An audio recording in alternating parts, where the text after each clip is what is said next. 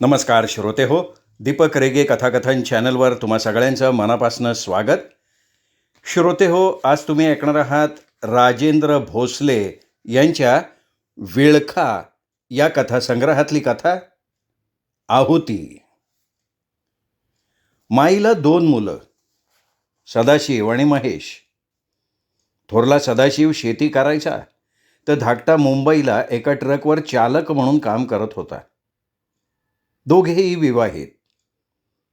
महेश आपल्या बिऱ्हाडासह मुंबईला वास्तव्याला होता. मुली दिल्या घरी सुखानं नांदत होत्या. माईच्या पतीचं नाव ताऊ होतं. ताऊ स्वभावानं कडक, निर्व्यसनी. स्वभाव परखड असल्यामुळे त्यांच्या शब्दाला विशेष वजन होतं. 24 तास काम आणि व्यापार या ताऊनी मुलांकडे फारसं लक्ष दिलं नाही. गावातल्या उन्हाळ पोरांच्या संगतीत त्यांना व्यसनं कशी लागली हे त्याला कळलं सुद्धा नाही. सदाशिव दररोज दारू पिऊन यायचा, काही बाई बडबडायचा, बायकोला मुलांना मारहाण करायचा. सकाळी देवासारखा वावरणारा सदाशिव रात्रीच्या वेळी राक्षस होऊन थैमान घालायचा.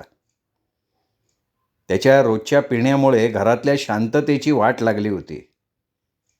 उभयता याबाबत सतत चिंतेत असायचे. मुबलक शेती, त्यावर माई, ताऊ, सदाशिवची पत्नी ही मंडळी भरपूर राबायची, उत्पन्नही भरपूर निघायचं. सदाला 2 अपत्य. मुलाला नुकतं शाळेत घातलं होतं, तर मुलगी रांगत होती. पण याचं त्याला सुखदुःख नव्हतं. तो स्वतःतच मशगूल असे. शेतात थोडं काम केल्यासारखं करायचा आणि घराकडे जाऊन येतो असं सांगून देवळात जाऊन पत्ते कुटायचा. दिवसभर रमी, संध्याकाळी दारू, असा त्याचा द्विकलमी कार्यक्रम असायचा. त्यामुळे भरपूर कष्ट करूनही घर हळूहळू आत जात होतं. अशा त्याच्या छंदी-फंदी वर्तणुकीमुळे आपल्या बायकोची, मुलाबाळांची, आईबापाची, समाजाची, कुणाकुणाची त्याला पर्वा नव्हती. त्याला उपदेशाच्या 4 गोष्टी सांगायची सुद्धा सोय नव्हती. कुणी काही बोललं की झालीच भांडणाला सुरुवात. जाऊ द्या, उगाच घाणीत दगड टाकून चिखल अंगावर कशाला उडवून घ्यायचा, असा विचार करून त्याला प्रत्येकजण सरळ वाट करून देत होतं. केव्हा ना केव्हा हा अडचणीत येणार हे सगळ्यांना ठाऊक होतं. ताऊला मात्र वाईट वाटायचं. आपल्या हयातीत आपल्या मुलाच्या आयुष्याचा ऱ्हास होतोय हे त्यांना बघवत नव्हतं. तो वैतागायचा, त्रागा करायचा, बडबडायचा. एक दिस सुनं जाऊ देत नाही गाबडं. रोज दारू आणि जुगार. कसं व्हायचं आमच्या मागं यांचं देव जाणे. अहो चट येईन सरळ. तुम्ही कशाला त्याच्या तोंडाला लागताय? पिलेल्या माणसाचं काही खरं नसतंय. पिऊन मारहाण झाली तर तुमच्या आबरूचं खोबरं व्हायचं. गप राहा. त्याला बडबडायचं तेवढं बडबडू द्या. माई आबरूला भ्यायची. दारूच्या नशेत जर पोरगा आपल्या नवऱ्याच्या अंगावर जाऊन काही दुर्दैव घडलं तर गावाला तोंड दाखवायला जागा राहणार नाही असं तिला वाटायचं. म्हणून सदाशिवचे सगळे चाळे ती निमूटपणे सोसत होती. आक्रमक झालेल्या ताऊंना आवरत होती. सदा मात्र त्यांच्या भिण्याचा गैरफायदा घेत होता. तुझंच लाड आहे ती. तू पदराडला लय करतोय त्यो. अगं त्याला आत्ता नाही ढापरला ना तर पक्का बेवडा होईन पुढं पुढं. गावात किती माणसं दारूनं बरबाद झाले ती माहिती ना. त्यो भीम्या परवा लिव्हर फुटून गेला. त्यो अंकुशा दारूच्या नशेत रेल्वे खाली पाडला. त्यो धोंड्या त्यांनी दारूच्या नशेत अंगावर राखेल वतून घेतलं. तो नाग्या नशेत गाडी खाली आला आणि त्यो अर्जुना त्यांनी त्या नशेत बायकोचा खूनच केला. बसलाय जेलमध्ये सडत. आपल्याच गावातले गेल्या साल 10-12 जण दारूनं संपलेत. कोण चांगलं जगतोय? काहींनी जिमनीची, काहींनी घरादाराची राख रांगोळी करून टाकली. त्या मारत्याने तर बायकोचं डोरलं सुद्धा ठेवलं नाही. आता त्याची बायको लंकेची पार्वती बनली, दुसऱ्याच्या घरी धुणी भांडी करती. माझ्या लेकाला बी त्या पंक्तीत नाही बसवायचं मला. मला सांग ना, कोणाचं चांगलं झालं या दारूने? अगं चांगलं नाही हे. भल्या भल्याचा संसार धुलीला मिळाल्यात. अहो हेच पर जरा गोडी गुलाबीने सांगावं. असं धसमुसळेवानी सांगितल्यावर तो काय ऐकणार आहे का थोडा? उगा आपल्या जगाला तमाशा. अगं शा देऊन सांगितल्यावर ऐकत नाही, गोडीत कसा ऐकन त्यो?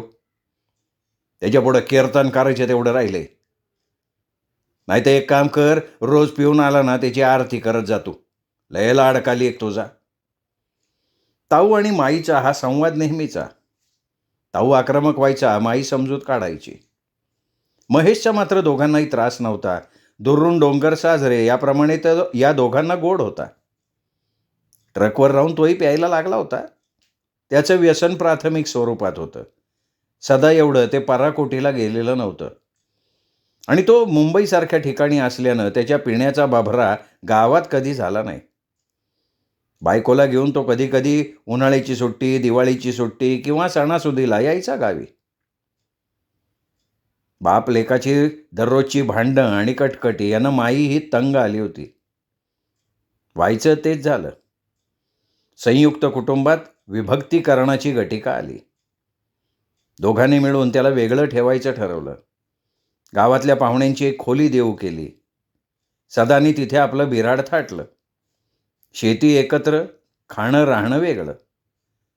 सदाच्या काय हे पथ्यावरच पडलं. दररोज किरकिर करणाऱ्या बापापासून सुटका झाल्यानं त्याला मनातनं आनंदच झाला. आता तर त्याला विचारणारं कोणीच नव्हतं. त्याची बायको स्वभावानं गरीब, त्यामुळे तिचा एक शब्द तो ऐकत नसे. आणि ती सुद्धा पदरी पडलं पवित्र झालं असं समजून मुलाबाळांसाठी त्याचा त्रास सहन करत होती. इतक्या सज्जन ताऊच्या पोटी हा दिवा कसा आला, या प्रश्नानं गावकरी नेहमी चिंतित व्हायचे. राहून राहून पारावर हा आयत्या वेळचा विषय हमखास निघायचा. खुमासदार चर्चा झाडायची. या न ऐकवल्या जाणाऱ्या चर्चेनं ताऊ खाली मान घालायचा. माईलाही बायका टोचायच्या. माई मात्र नेहमीचं उत्तर द्यायची, लेकरं ही लहानपणी आपली असते ती. एकदा मोठी झाली का गेली हाताबाहेर, आणि लगीन झाली होतं ती आपली नव्हतीच. नातवांवर मात्र दोघांचा फार जीव. त्यांचे सगळे लाड दोघं पुरवत होते. माझी पोरं कशी का असना, नातवंड मला देवानं लई चांगली दिलेत, असं म्हणायचे दोघंही. वेगळं राहिल्यावर सदाचं पिणं दिवसेंदिवस वाढायला लागलं. पूर्वी फक्त रात्री तरी पिऊन यायचा, पण आता दिवसाही प्यायला लागला. गोंधळ घालायला लागला. गोंधळाचा आवाज कधी घरात तर कधी घराबाहेर यायला लागला. स्वतः तर काही करत नव्हता, पण बायकोचे मजुरीचे पैसे दारू तोडवत होता. कधी कधी तो पिऊन जुन्या घरी यायचा, बडबड करायचा. कधी माई त्याला घरी सोडायची, कधी बायको न्यायला यायची, तर कधी तो स्वतः शहाणा बनून जायचा. एक दिवशी सदाशिव दारू पिऊन जुन्या घराकडे गेला. ताऊ दारातच उभा होता. त्याच्या रागाचा पारा चढला. बोडकीचे, आला का तू पिऊन? माझं मी पिलोय. कोणाला पैसे नाही मागितले मी. माझे मी कष्ट करतो, माझ्या मी पितो. मला कोणाची बी आहे का आता? पी पी आणि मर एकदाचा पिऊन पिऊन. अरे सोन्यासारखी बायको आहे, हिऱ्यावानी 2 लेकरं आहेत, निदान याचं तरी भान ठेव. सावताच्या आयुष्याची लावली वाट, त्यांचे बे आयुष्याची काय वाट लावतो काय सांगताना? राहू द्या, राहू द्या. तुमचं गिन्यान ऐकून कान किटलेत माझं. धाकला मुंबईला रोज पितोय, त्याला काय बोलताय का? माझंच पिल्याला का खोपतंय हो तुम्हासनी? याकाला एक हा बरं आहे तुमचा न्याय. आरत्यो पितोय ते ह्या कानाचं त्या कानाला कळत नाही. त्याला असतं कष्टाचं काम, आसन पीत. तुझ्यावाने गावभर बॉम्बलेत फिरत नाही त्यो. असू द्या, कळतंय मला कळतंय ना. तो तुमचा लाडका आहे म्हणून त्यांनी पिलेलं चालतंय. म्या थोरलाय ना, थोरला न कुत्र्या मोरला. त्याच्या दारू पिण्याला चांगलं म्हणतायसा आणि म्या पिलो की वाईट का? वा रे बाप, वा वा वा, पिताश्री, धन्य झालो तुमचे बोल ऐकून. पाय कुठे तुमचे, पाया पडतो. असं म्हणून तो ताऊच्या पायाच्या दिशेनं भेलखंडत जायला लागला. त्यांनी नेहमीपेक्षा जास्त घेतल्याचं ताऊच्या लक्षात आलं. त्याच्या तोंडाचा उग्र दर्प ताऊला असह्य झाला. त्याने नाकाला धोत्राचा सोगाच लावला. कपाळाला आठ्या पाडत तिरस्कारयुक्त स्वरात म्हणाला, यार तिकडं सर. पाया पडून घ्यायच्या लायकीचा नाही राहिला तू आता. असं म्हणून ताऊनी त्याला जोरात ढकललं. सदा कोलमडून बाजूला पडला. अंग झटकत हळूहळू उठण्याचा प्रयत्न करायला लागला. थोडं उठायचा, परत पाडायचा, असं 4-5 वेळा घडलं. हे दृश्य बघून ताऊ चिडला आणि म्हणाला, अरे सैताना, जरा कमी डोसायची की. कशाला आलाय सर इकडं? जा की जा, घरात जाऊन पड गुमान. जगाला तमाशा दाखवायची खोड गेली नाही का अजून? आज म्या चर्चा करायला आलोय महत्वाची. सदाशिव भिंतीला धरून कसं बसं उठला आणि म्हणाला, अरे तुला नीट उठता बसता ये ना, इतकी पेलायसा? कसली डॉंबलेची चर्चा करतो रे? हा, जा आता घरी जा, जाऊन झोप जा गुमान. सकाळी शुद्धीत आल्याव मोठा आलाय मामलेदार चर्चा करायला. नाही नाही, मला चर्चा आत्ताच करायची, ती बी आईच्या मोहर करायची. मोर्चात पदाधिकारी ज्याप्रमाणे मागण्या करतात त्याप्रमाणे बोट वर करून सदाशिव म्हटला, कशाच्या बाबतीत तुला चर्चा करायची रे? ताऊनं चितागती होऊन त्याच्याकडे बघितलं. मला माझी शेतीची वाटणी पाहिल. कशाला? एकूण 10 रुपयाला? म्या काय बी करू, तुमसने काय त्याचं? माझी हक्काची शेती आहे, मला पाहिजे. काना खाली आवाज काढील. पुण्यांदा वाटणी मागून तर बघ, नाही तुला बाडावला तर बघ. हे बघ, आम्ही जिथं आहे तवर जमिनीचा एक तुकडा बी मिळणार नाही. कमवायची अक्कल नाही आणि बापजाद्यांनी कमावलेल्या शेतीची वाटणी मागाय आलाय वय तू? कोणी भरवलं रे तुला? आता जा तू का कसं? ए ताऊ, व्यवस्थित बोलायचं. म्या दारू पिलोय, चोरी बेरी नाही केली कोणाची. मी आलोय वाटणे मागाया, तुमचं ज्ञान ऐकायला नाही आलो मी. ताऊला काय बोलावं ते सुचेना. आपल्या रागावर नियंत्रण मिळवण्याचा प्रयत्न करत तो हलक्या आवाजात म्हणाला, अरे शाळा शिक्षण म्हणून शाळेत घातला, तिथं बी काय दिवा लावला नाही तू? घरचं शेत पिकून खाईल म्हणलं ते बी नीट खाईना तू. दिसभरदार जुगार तो असाच मारणार एक दिवशी. तो बघ धाकटा बघ, 4 पैसे का होईना कमवतोय मुंबईत जाऊन. तू निस्ता खायला काळ आणि धरणीला बाहेर झालाय. तुला जलम देऊन मी मोठी चूक केली असं वाटतं मला कधी कधी. व्यवस्थित बोलायचं. म्या काय तुम्हाला जलम दी असं म्हणलो नाही. तुम्हाला घाई असन मला जन्माला घालायची. सदाशिव अडखळत अडखळत म्हणाला, अरे आता पार ताल सोडलं की बेनाबरूचे. काय बोलतोयास, कोणामोरं बोलतोयास, याच्या भाने आहे का तुला? थांब थांब, तुला बडवूनच काढला पाहिला आता. असं म्हणून ताऊ तावातावानं काठी घेण्यासाठी आत गेला. आत माई भाकरी थापत होती. बापलेकाचं नेहमीप्रमाणे लागल्याचं लक्षात येताच ती बाहेर आली. तिने ताऊच्या हातातली काठी घेतली. अव हे काय करतायसा? आणा बरं ती काठी. अगं फुल पिऊन आलाय त्यो. काय बाय बोलायला लागलाय त्यो. कसा म्हणतो, म्या काय जेलमदी म्हणलो का, तुम्हालाच गाई झाली होती. काय हे रोजचं चाललंय याचं. तू सोड मला, म्या बडवून काढणार आहे त्याला, त्याच्याशिवाय तो सरळ नाही व्हायचा. ताऊ काठी घेऊन पुढे सरकला. अहो सोडा म्हणते तुम्हाला, सोडा बरं. झटापट करून तिने ताऊच्या हातातनं काठी घेतली, बाजूला टाकली. ताऊला काही सुचेना. ही कसली आईची माया. पोरग इतका वाह्यात वागून आई त्याच्या संरक्षणाला जाती होय. ताऊला वाईट वाटलं. तो माईवरही भडकला. अगं तुझ्या लाडानं येडं झालंय ते. असल्या वादात तू पाडल्यावर मला काही करता बी येत नाही. काय तुम्ही माय लेकरं घालायचं, तो गोंधळ घाला. असं म्हणून ताऊ रागारागानं बाहेर पडला. सदा भेलकंडत आत आला. आईने आपली बाजू घेतल्यानं अंगावर मुठभर मांस चढल्यासारखं त्याला वाटलं. बघा आहे, म्या चांगलं म्हणलं होतं बसून चर्चा करू. सदा आईशी असंबंध बोलण्याचा प्रयत्न करायला लागला, पण जास्त पिल्यानं त्याची जीभ वारंवार घशाला चिकटायला लागली. हे बघ तुझं लय झालंय, तू तोंडावर जरा. अरे तू तर आता उरली सुरली, आबरू पण सोडली. काय बोलतो याचं भान आहे का तुला? मी ऐकलंय सगळं. असं काळजाला लागन असं का बोलला रे तू? तुला काय वाटलं आई हे बी माफ करन? इतक्यांदी तुझं सगळं गुन्हा माफ केलं, पर असलं जहरी शब्द मी ऐकून घेणार नाही. अरे तुझ्या जन्माच्या येळेला ह्योच बा मला पाटकोळी घेऊन सुईनीकडे घेऊन गेला 5 कोसाव, तवा तुझ्यासारखा दिवा जन्माला आला. मी मोकळी हस्तर पाण्याचा थेंब सुधीक पिला नाही बिचारा. पहिलं पोरग झालं कळलं, अरे गावबळ गुळ वाटत होता येड्यासारखा. लहानपणी त्यांनी तुझ्या पायाला माती बी लागू दिली नाही, इतकं लाड केलं तुझं, आणि तू मात्र चांगलं पांग फेडलं रे मुडद्या बापाचं. नाही नाही ते बोलला त्याला तू. असं म्हणून तिने सदाशिवची गच्चीच धरली आणि त्याला चापटा मारायला सुरुवात केली. तिने रुद्रावतार धारण केला.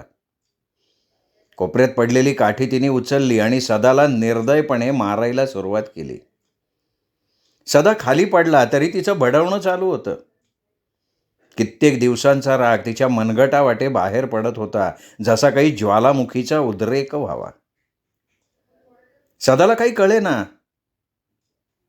ताऊ जेव्हा मारत होता तेव्हा मला वाचवणारी आई आता अचानक इतकी आक्रमक का झाली?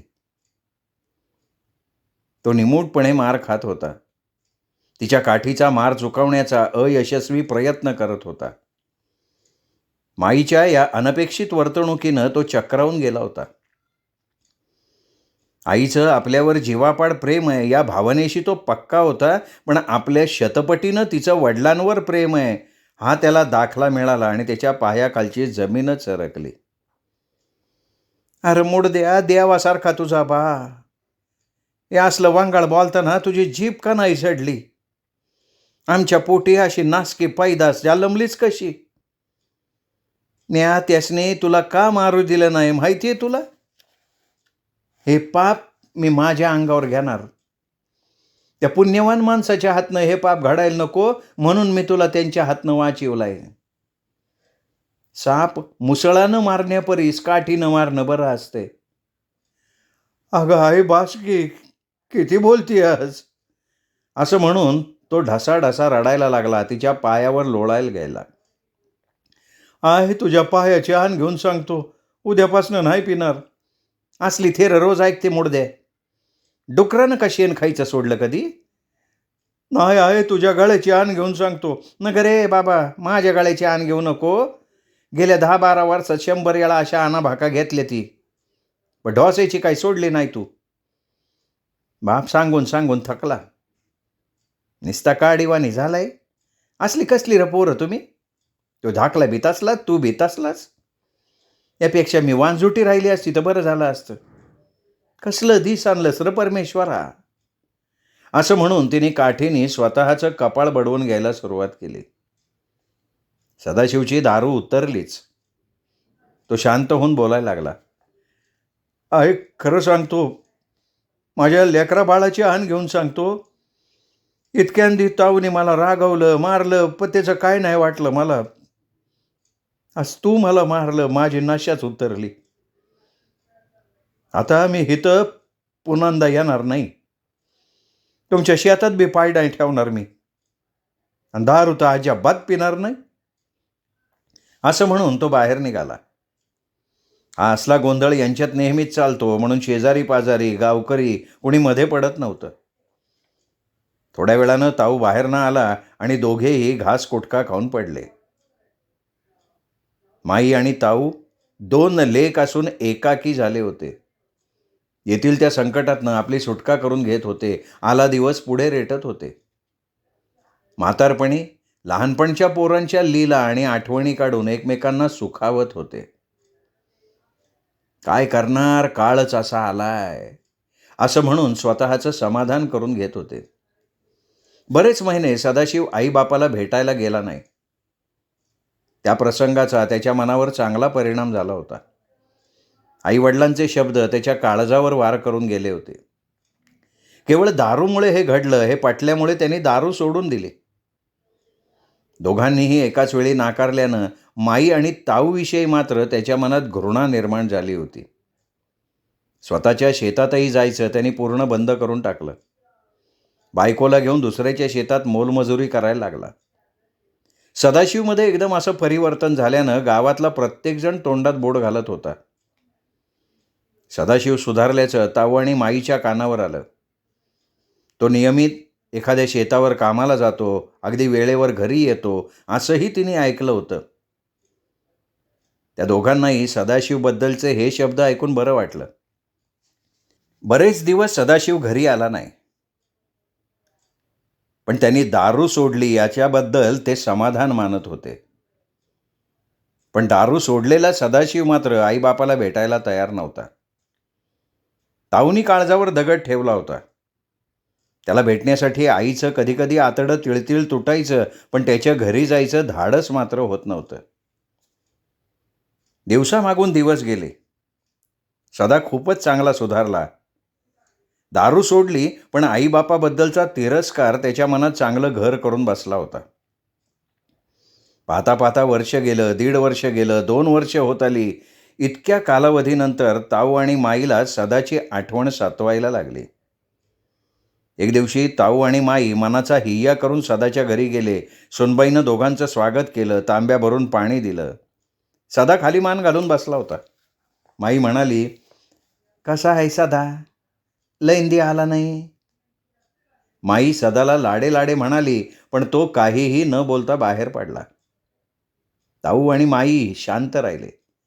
सुनबाईंनी चहा केला, दोघांना दिला. दोघांनीही चहा घेतला. ताऊ सुनबाईला म्हणाला, "आता पितो का ग दारू?" "नाही हो, अजिबात नाही. ते तुमच्याकडनं भांडण करून आले ना, तेव्हापासून सोडली ती सोडलीच. आता रोज आम्ही कामाला जात आहोत. एक फालतू पैसा खर्चत नाही बघा. अहो मला डाक केले आहेत, 20-25 हजार बँकेत ठेवले आहेत पोरांच्या नावावर.